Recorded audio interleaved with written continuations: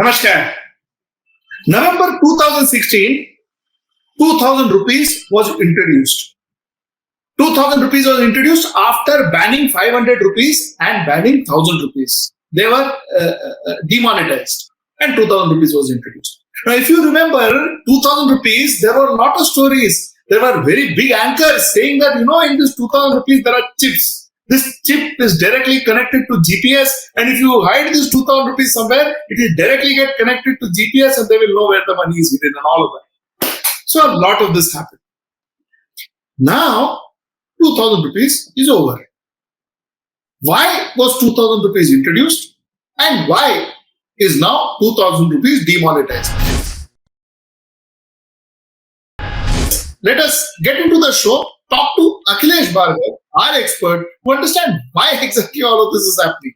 Akhilesh, welcome to the show, Akhilesh. Welcome to the show. And Akhilesh, why is all this happening? Why is this one day you have 2000, then 2000 goes, then 500 comes, then 500 goes? What's happening? I think we should have, a popular contest in the country, which is the most preferred note in the country that should be introduced. So you'll have all kinds of denominations issued, and we'll say, okay, एक साल तक रहा, उसके बाद खत्म हो जाएगा, फिर नया contest होगा, then a new number will come. So 2000 also must have come with that thinking, Sujit. Somebody must have thought, wow, what a brilliant lucky figure for the government of India, or somebody there probably. And now let's introduce it, and maybe the luck has run out, so now 2000 is out. But, on a serious note, what exactly? Why was 2000 introduced, Akhilesh? And why was it taken out now? Sujit, when 2000 itself was introduced, we were not able to see logic. You took out the 500 rupee note, you took out the 1000 rupee note, and you made loud statements saying it is being used for terrorism, money laundering, tax evasion, etc. Now, if a 1000 rupee note is being used for that purpose, then 2000 is being giving double the benefit for all those people who are into terrorism, money laundering, tax evasion, etc. So why was a higher denomination note issued beyond 1000 was itself a question mark? That if you have a problem with a 1000 rupee note as being a high denomination note which aids in all these illegal criminal activities, then why 2000? So it did not have any logic at that point of time, frankly. Now, of course, demonetization, came as a big scourge on the nation, for the middle class, for the unorganized sector, for the economy. All that the government, of course, would never accept. It got over, it continues.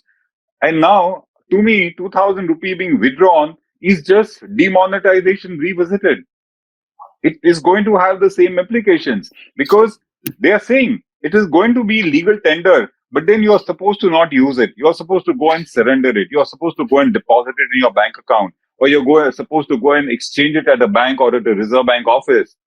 The point is, if you got 2000 rupee notes in your cash flow, and let's say the amount is sizable, when you go to deposit with the bank, again, you're going to fill a form. Again, your PAN number, etc., is going to be taken. And again, that data will be passed on to the government, to the finance ministry, to the revenue departments. Again, they'll be questioning.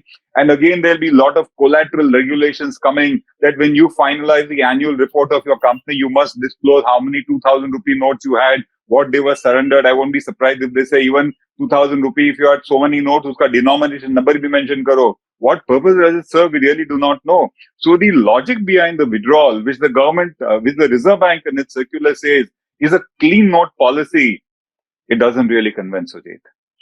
So, Akhilesh, as a layman, kindly explain to me, what does this demonetized legal tender mean? It's a negotiable instrument. What does it mean? Demonetized negotiable instrument. What does that mean?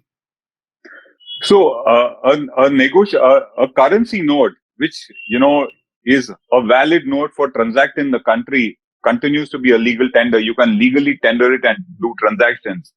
When they demonetized it, they made it an illegal tender. You had to surrender it and take new notes.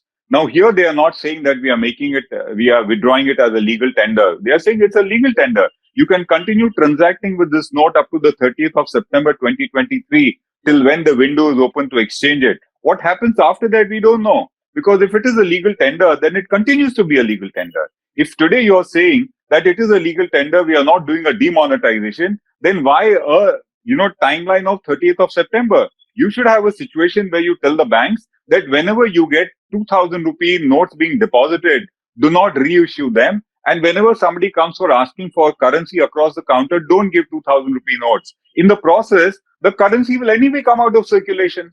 In 2018, 2000 rupees notes in circulation had reached a peak of 6.7 lakh crores. This is Reserve Bank data. So you reached a peak of 6.7 lakhs crores in 2018. Today it has come down to 3.63, which means that amount of currency has gone out of the system because the Reserve Bank says that they stopped printing 2000 rupee notes in 2018-19. So in such a manner, it could have been fully phased out.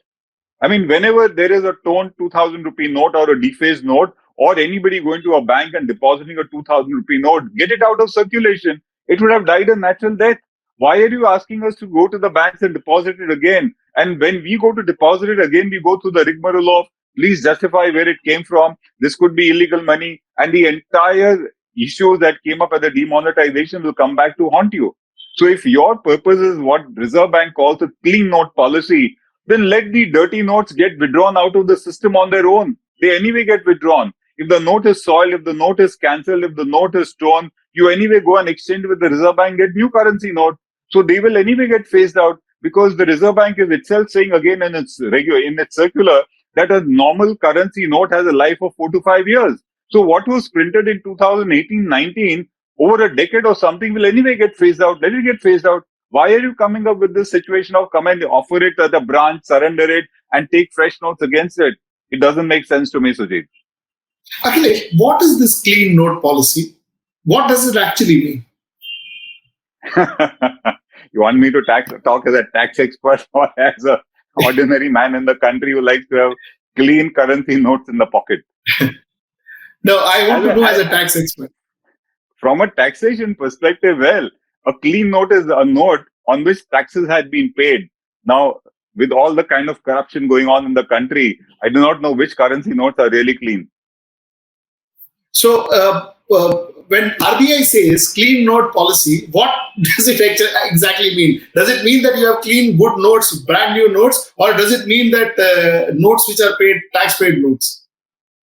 RBI does not, of course, define it. If I pull out the regulation, they've just used this nice sounding term, clean note policy. Now, if they have got some detailed regulation of what is a clean note, I mean, common men like you and I wouldn't have gone into those regulations to understand what it is. But they say we have a clean note policy, and so we are withdrawing it.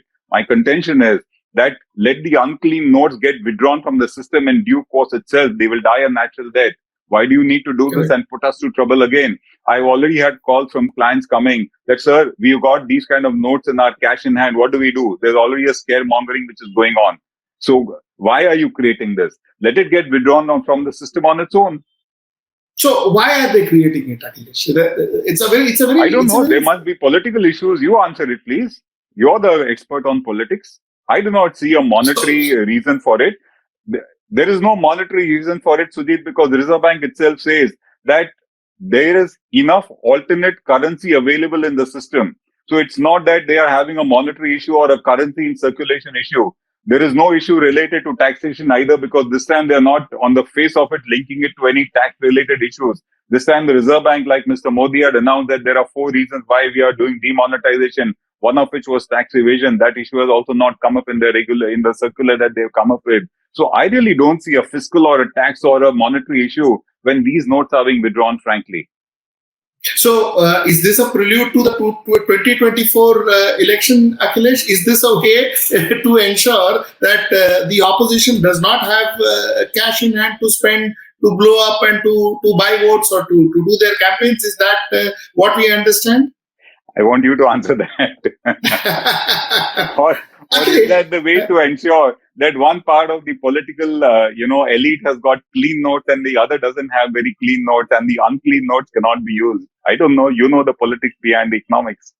Yeah, actually, the best thing to talk about is, the clean note. The reason I asked you about clean note policy is I wanted to check whether clean note is the note which the ruling political party has, and the unclean notes are the notes which the opposition has. Would that be something similar? Anyway, at least how is it going to impact our economy? Will it have an impact on the economy? More importantly, will it have an impact on the common man?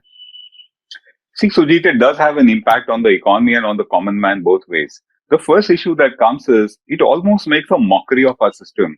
I mean, are you such an insecure, system that every time you're coming back and keeping on withdrawing currency, these things are done in a very stealthy and silent manner by the government. For example, if there are counterfeit notes have come in circulation, they are done in a very, very, and very, very systematic manner to weed them out of the system and nab the criminals who are indulging in these kind of anti-national and nefarious activities. So by coming out every time and saying, now I'm going to phase out this currency, this currency, has to be deposited back, you're actually making a mockery of your system, and you haven't got confidence on the way you are governing your monetary and currency situation. That's the first part. The second part that comes is that for a common man, for a common entrepreneur, I now have to ensure that whatever currency I have to go and deposit it in my bank and then start answering questions. There is a lot of compliance and there's a lot of notices that come attendant with these kind of regulations. So it does disturb. We are already talking about a situation in the country where the compliance cost is very high, and you are now increasing our compliance burden even more. I mean, where is this ease of doing business in the country where every time something like this comes, I now have to be mindful of telling my cashier, oh, how many 2,000 rupee notes you have, and then telling him, go and get it deposited in the bank.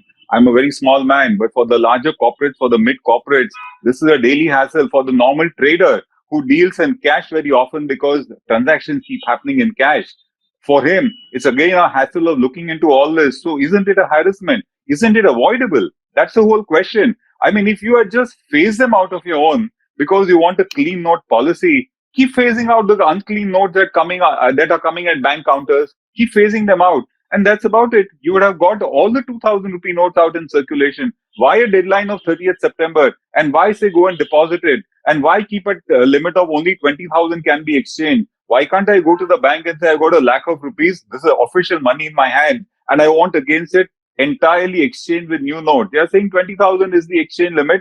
Any amount can be deposited in your account. This really doesn't go very good. So 20,000 in one shot. One can deposit 1,00,000, 2,00,000, but 20,000 at one shot. Is that how it works? That's what it looks like. So does it mean that if I got 40,000 rupees and I don't want to deposit it in my bank account, I have to make 2 trips to the bank? Then isn't that harassment? And if you have more, you have to make more. So that's one. Secondly, Akhilesh, will this be recorded? Will the person who's putting up this money, will he be questioned later on for some reason? Very much. You deposit it in your bank account. The data is part of your banking transactions. The bank will immediately have a threshold. They will issue what is called a suspicious transaction report to the revenue departments, expect you to be questioned. They will ask you, please justify whether this is your legit tax in hand. The point is, they have every right to question us. But why are you creating new and new avenues to be questioned, especially after you have already gone the demonetization exercise, gone through it in such detail in 2016. And when you went through it in 2016, 99.5% of the currency came back into the system, duly explained. When you realize that that's been your track record, then why another mini demonetization, which you don't call a demonetization, because you're saying it continues to be a legal tender, so we have not demonetized it. But then I am supposed to exchange it. I am supposed to go and give it back to the authorities by 30th of September. Doesn't it have similar kind of conditions to it, Sujit? My last question, Akhilesh, will this have an impact on the economy like what 2016 had? It will not have the kind of impact that 2016 had, because in 2016, the 500 and 1,000 rupee notes were impacting the unorganized and the small scale sector in a big way, and they learned their lessons. 2,000 rupee note tends to be with the higher category of people, the HNIs, and anyone who's got the resources to have those kind of currency notes. So it's not going to be impacting the small scale and the unorganized sector in a way it had happened earlier, but it will certainly cause disruption, however minor it be, not desirable. The other reason that it will not cause so much of a disruption is, at the moment, the currency in circulation is about 31.75 lakh crores. By the way, it was half of that in 2016 when demonetization took place. So against this currency in circulation of 31.75 lakh crores, the amount is just 3.63 lakh crores by way of 2,000 rupee notes. So that's the amount which is going to be impacted. But yes, it always is a mood spoiler. It always is a disruption event. Higher compliance is always a negative factor in ease of doing business. Akhilesh, thank you so much. As always, pleasure talking to you. Thank you, Akhilesh. Thanks, Sujeet.